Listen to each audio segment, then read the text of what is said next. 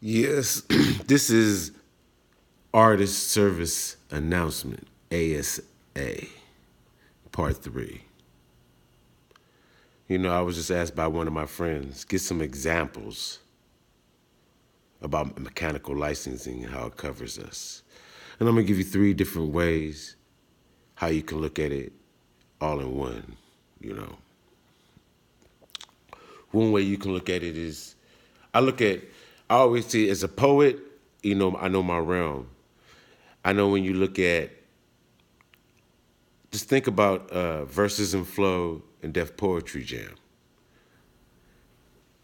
All them artists didn't get no publishing.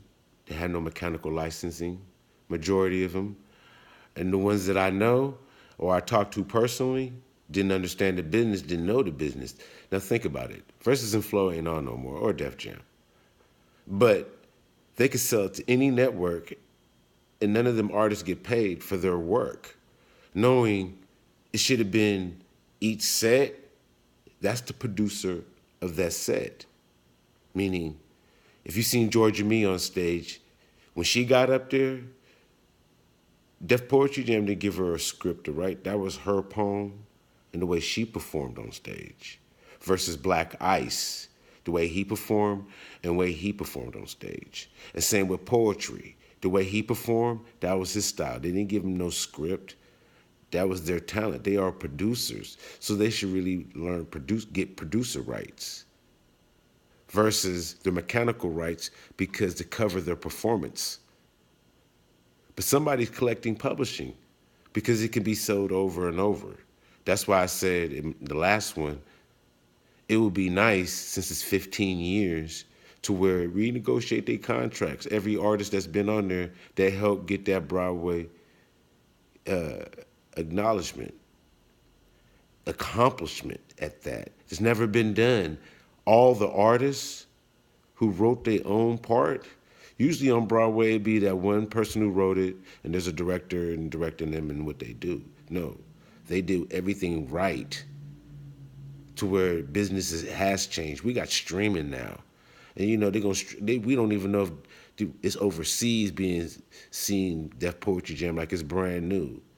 You don't know.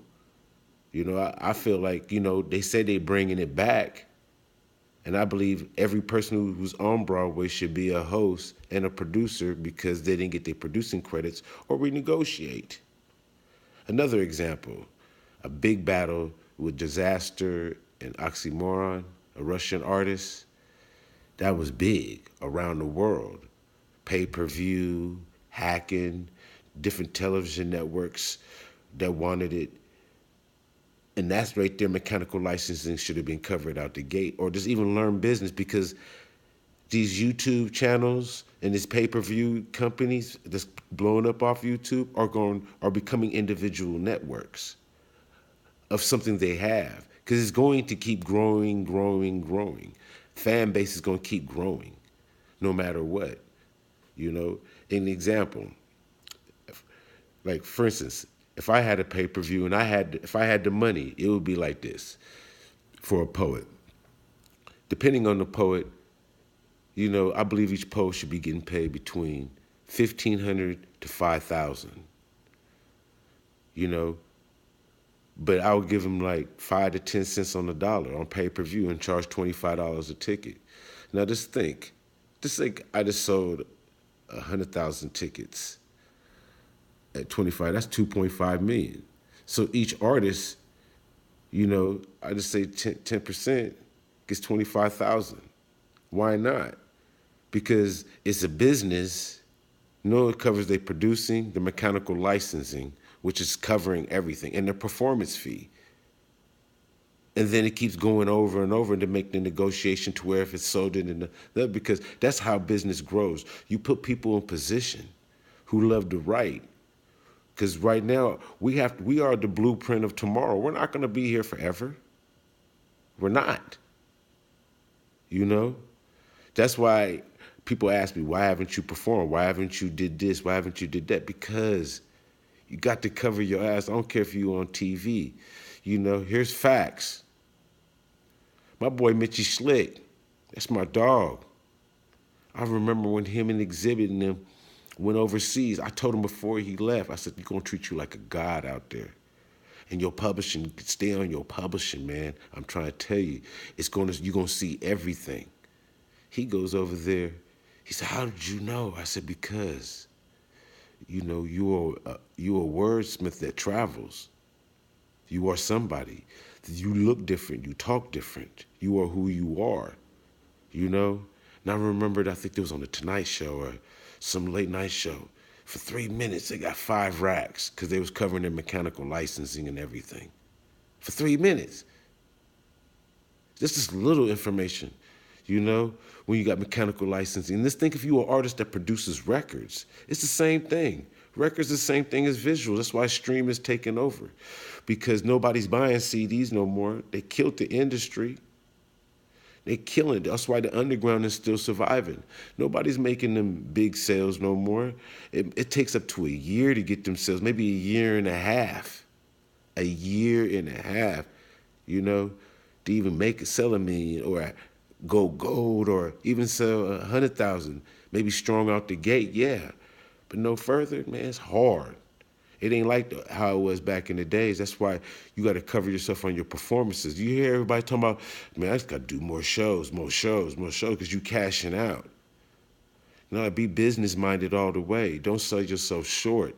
Because if they're filming for a video to be pressed to sell or to visual, if it's live stream with that pay-per-view and it's on, you don't know if it's just on pay-per-view or on demand, because there's money collecting all over for your craft. I understand why Lux was talking about what he wanted or Murder Mook, but really break it down. You want your mechanical licensing. You shouldn't go no higher than 10 cents on a dollar. Every dollar sold, you get 10 cents. So basically you get a 10% of the percentage, But as an artist, you also got to be a promoter because you are a producer of this show. You are one of the main artists. So you got to be cheerleading hard. Man, be out there in everybody's face, shaking hands, just like Floyd Mayweather. He's one of the best that did it, that fights and promotes his own show because he shows his face. He knows it's game time. That's the same thing with anything, game time, Like for me as an artist, when I get on that stage, I remember Busta Rhymes. I forgot what interview or show he was on. That's one of my favorites. He said, "I don't care when I go on first or last.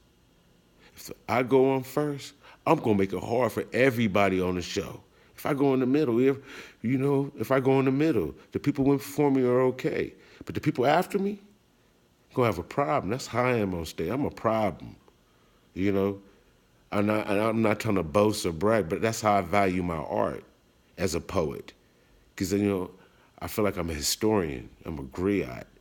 And me getting into this knowledge and passing down the knowledge to the youth, as an elder, as an OG. I'm a real OG. I'm a jewel dropper. I like to help everybody, That's why me and my OGs get at me. They say, "Why haven't you been on Versus and Flow? Why you do that?" Then they wasn't doing no publishing. They wasn't covering my mechanical rights. That's my craft. I am a producer. I produce that. That's why they say it's a poor man's art, because they are ignorant. Ignorant means not knowing that you are the creator of who you are in your craft. Art. I will give you the acronym for art, but I ain't. You'll see it on a shirt or you hear the piece. Because if I give it away now, somebody gonna run with it. But art is me, as I wrote art. We all art out here. And we got to cover ourselves. There'd be big battles. There'd be big boxing matches. There'd be big football games. They getting their mechanical licensing. We got to come together as a culture, as minorities. There's a lot of us out there. I don't care, black, white, Puerto Rican, Mexican, all of us. We're not all financially independent or financially educated. And that's how we got to be about this business. Be business educated, Understand. We got to build. We got to make it strong, I know I'm speaking for everybody, because I'm not doing this for me. I could just be at the house chilling on the game with my friends and just be that dude in the wheelchair, and just don't trip. Because people don't trip off people in wheelchairs. but I do this for my son. I do this for all my homeboys that be getting at me. Why don't you just start smashing? I want you to start smashing the stages. I said, when they start booking me and doing it right. You know, we ain't cheap. A poet ain't cheap. We give you a show. A show. We ain't gonna forget our lines because everything is based off of rhythm. Because people gotta understand, me as a poet, I understand I'm a vessel. I'm Jai's vessel. And what he does, for me, I open up because silence is the greatest power. And I perform for the people and I do it right for the people. And with my experience, life has to be so much better. So how can I make it better is give a piece of myself to the world. And see, with this artist service announcement, it's all about just handing down knowledge and giving the knowledge to the people and make sure they have it, know it, and understand it. That's why I gave you the 3 examples, the disaster battle with oxymoron. Just imagine if he had his mechanical licensing or even on all his battles. Just give him 10 cents on a dollar. What's 10 cents? You guys got 90 cents.